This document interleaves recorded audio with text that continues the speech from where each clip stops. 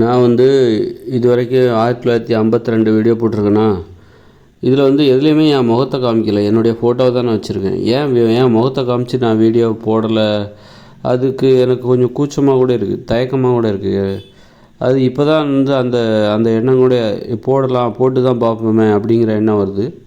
ஒருவேளை இன்னொரு காரணமும் இருக்குது. என்னென்னா, முகத்தை காமிச்சு நான் வீடியோ, அதாவது ரியலாக நான் பேசுகிறத வந்து வீடியோவாக எடுத்து நான் போட்டேன்னா அதுக்கு நிறைய எம்பி செலவு, ஸ்டோரேஜ் வந்து நிறைய செலவாகும்.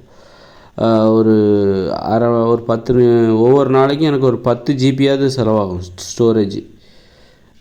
ஏன்னா ஒரு 10 நிமிஷம் ஒரு 10 நிமிஷம் வீடியோ போட்டாலே ஒரு 600 எம்பி 700 எம்பிலாம் வருது. நான் டெய்லி ஒரு 10 வீடியோ நான் ரெடி பண்ணுறேன்.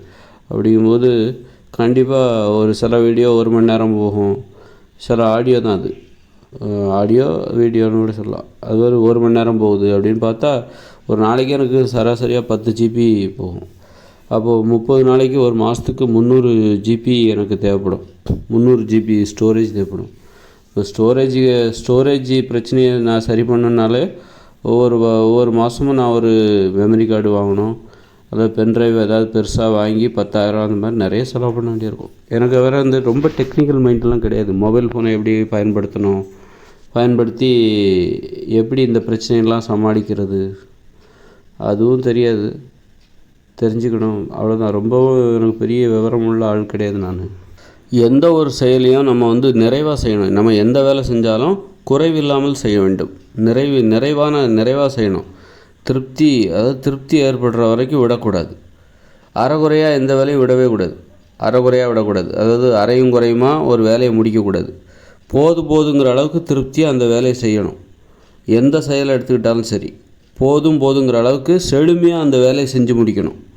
செய்வதற்கு, அதாவது எந்த அளவுக்கு செய்ய முடியுமோ, செய்வதற்கு வாய்ப்பு இருக்கோ, செஞ்சுக்கிட்டே போகிற அளவுக்கு நமக்கு ஒரு இது இருக்கணும். என்னால் ஒரு வேலையை செஞ்சுக்கிட்டே இருக்க முடியும், இன்னும் சிறப்பாக செஞ்சுக்கிட்டே இருக்க முடியும் அப்படிங்கிற அந்த மனப்பான்மை இருக்கணும். ஒரு குறைகளோடு ஒரு வேலையை முடிக்கிற அந்த வழக்கத்தை கற்றுக்கவே கூடாது. குறைகளோடு ஒரு வேலையை முடிக்கிற வழக்கத்தை கற்றுக்கக்கூடாது. நிறைவு தான் அதில் நிறைவாக இருக்கணும், செஞ்சுக்கிட்டே இருக்கணும், செழுமையாக இருக்கணும். ஒரு செயலை செழுமையாக சிறப்பாக செஞ்சு முடிக்கணும். சிறப்புகள் தான் அங்கே அதிகமாக இருக்கணும். நம்ம ஒரு வேலையை செஞ்சோன்னா அதில் சிறப்புகள் தான் அதிகமாக இருக்கணும். குறைகள் வந்து ரொம்ப குறைகள்லாம் இல்லை, அதாவது அந்தளவு ரொம்ப குறைவாக தான் இருக்கணும். நிறைகள் தான் அதிகமாக இருக்கணும். குறைகளே தெரியாத அளவுக்கு, அந்த அளவுக்கு செழுமையாக ஒரு வேலையை செய்யணும். எப்படா அந்த வேலையை விட்டுட்டு போவோம், அதாவது ஒரு வேலையை செஞ்சோன்னா அது நம்மளை பிடிச்சிக்கணும். அந்த வேலை நம்ம பிடிச்சி வச்சுக்கணும். ஒரு காந்தம் போல் அந்த வேலையும் நம்மளும் ஒரு காந்தம் போல் ஒட்டிக்கிட்டு அந்த வேலையை நம்ம நிறைய செஞ்சுக்கிட்டே இருக்கணும். சிறப்பாக செழுமை தான் ஒரு படைப்புக்கு, ஒரு வேலைக்கான ஒரு நல்ல அடையாளம். ஒரு நல்ல அந்த வேலை வந்து இவ்வளோ செழுமையாக எப்படி அப்படிங்கிற அளவுக்கு அந்த நம்முடைய சிந்தனை, கற்பனை திறன்னா அதில் இருக்கணும். அப்போ அதுக்கு என்ன பண்ணணும் அப்படின்னா, நல்லா உடற்பயிற்சி பண்ணணும். உடம்புல நல்ல வலி இருக்கணும். உடற்பயிற்சி செய்த அந்த வலி இருக்கணும். அந்த வலி இருந்துச்சுன்னா நம்ம வந்து எந்த வேலையை செஞ்சாலும் செழுமையாக செய்வோம். உடம்புல வலியே நம்ம உடற்பயிற்சியே செய்யலைன்னா எந்த வேலையும் நம்ம சிறப்பாக செய்ய மாட்டோம், ஒரு நிறைவாக செய்ய மாட்டோம், குறைவாக தான் செய்வோம். கொஞ்சம் ஏதாவது அந்த கஞ்சத்தனம் இருக்குல்ல, தாராள மனப்பான்மை எங்கே இருக்கணும்னா நம்ம வேலைகளில் இருக்கணும். நம்ம வேலைகளை செழுமையாக செய்யணும்.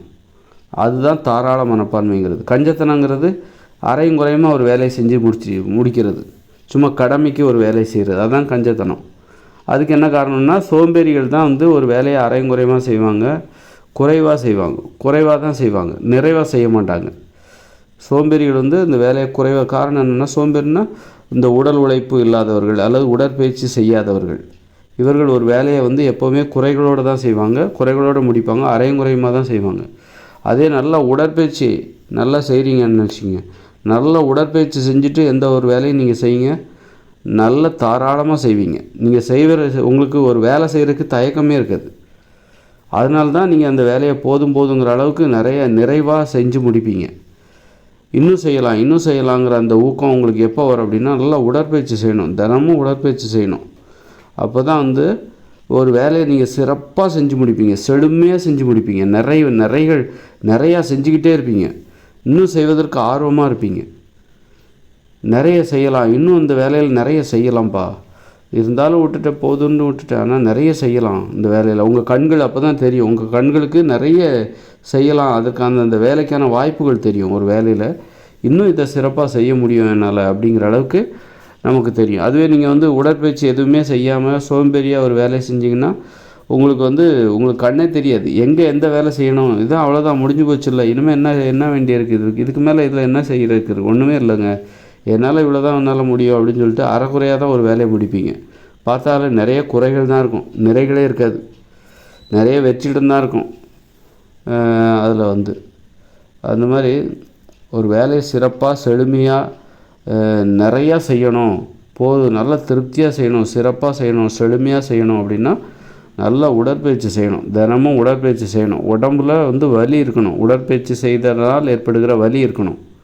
நல்ல ஓட்டப்பயிற்சி, நடைப்பயிற்சி இதெல்லாம் செஞ்சேன்னா தாராளமாக நீங்கள் எந்த ஒரு செயலை செஞ்சாலும் திருப்தியாக செய்வீங்க. நிறைய நிறைகள் இருக்கும், நிறைய வேலை செய்வீங்க, செழுமையாக இருக்கும். அந்த செயல் அந்த வேலைங்கிறது செழுமையாக இருக்கும். ஒரு நல்ல கற்பனை திறன் இருக்கும், நல்ல தாராளமாக நிறைய செயல்கள் இருக்கும், நிறைய விஷயத்த சொல்லியிருப்பீங்க. அப்படிங்கிறது தான் அந்த உடற்பயிற்சினால் நமக்கு கிடைக்கிற நன்மை.